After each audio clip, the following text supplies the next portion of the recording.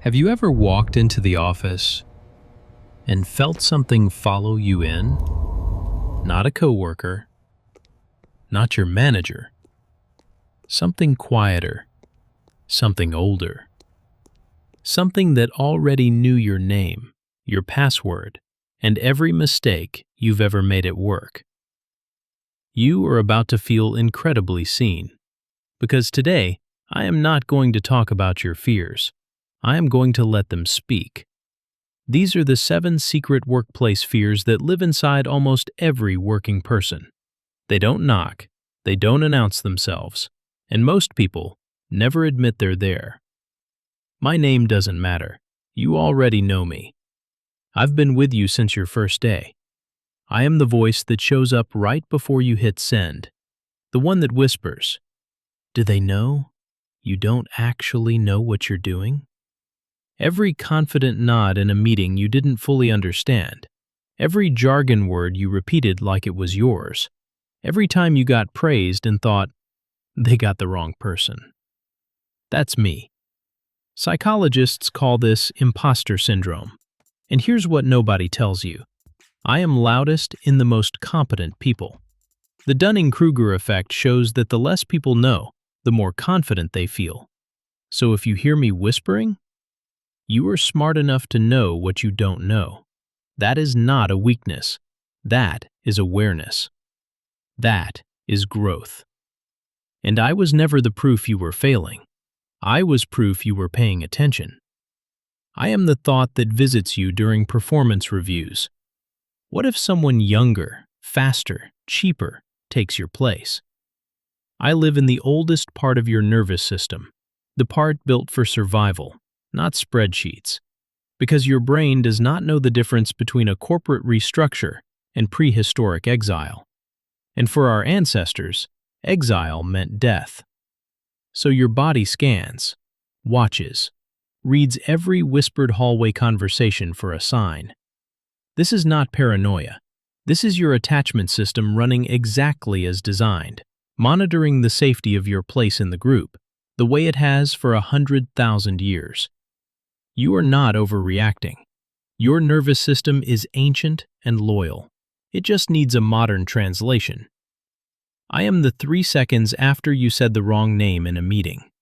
I am the reply all that went to everyone. And I am the reason you are still, right now, replaying something you said in 2022 that no one else remembers. Neuroscience tells us that the fear of public failure activates the same neural pathways as physical pain. Your brain genuinely registers social embarrassment as a wound. The cringe you feel? That's your anterior cingulate cortex processing a threat to belonging. You are not dramatic. You are wired for connection. And mistakes feel dangerous because connection matters to you. That is not a flaw. That is depth. 3 in.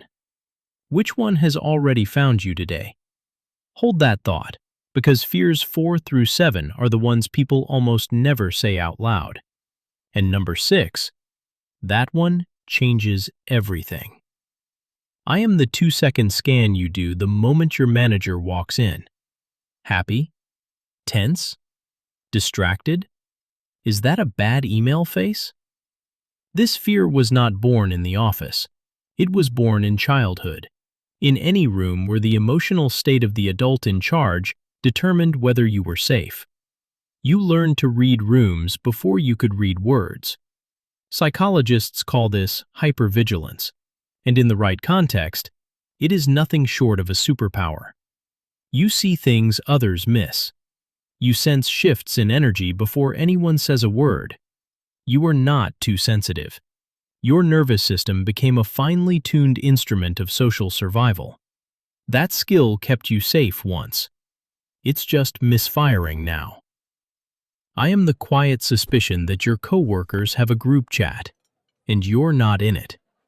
I am behind every reaction emoji you typed when you didn't actually feel it.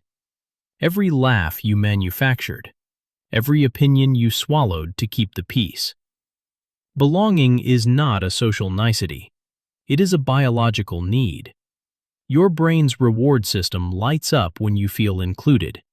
And when you feel excluded, the same neural regions activate as physical pain, the same ones. You are not needy for wanting to belong. You are neurologically wired for it. Every single one of you. I may be the most dangerous fear on this list. I am not the fear of being rejected. I am the fear of being overlooked.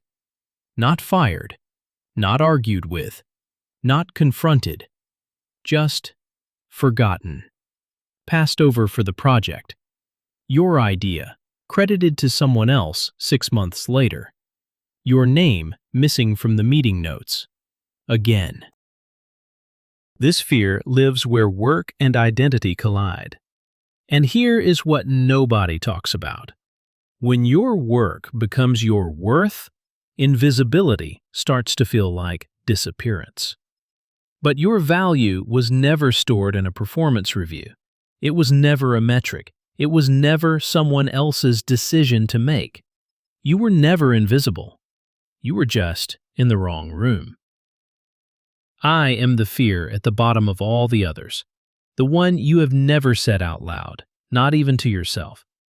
If I lose this job, who am I?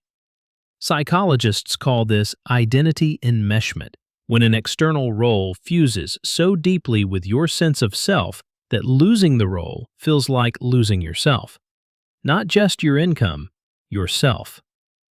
This fear is why people stay in jobs that hurt them. Not because they can't leave, not because they don't know better, because they are more afraid of the blank space on their resume than the damage being done inside them. You are not your job title. You are the person who shows up, who carries every single one of these fears, and still comes back anyway. That is not weakness. That is extraordinary. Here's what nobody tells you about fear. Fear does not show up to destroy you. Fear shows up because your mind believes you have something worth protecting. Every one of these fears, the imposter, the replacement, the mistake, the mood, the disapproval, the invisible, the collapse, they are all versions of the same message. You care. You're still here. You haven't given up. You are not broken. You are not weak. And you are most definitely not alone. Your workplace anxiety isn't a flaw in your design. It's your nervous system writing a survival story, one built long before the office ever existed. The next time I visit you, and I will, I want you to remember this. I am not your enemy. I'm just your mind, doing its best. Which of these fears hit you hardest? Drop the number in the comments, 1 through 7. I genuinely want to know, and I read every single one.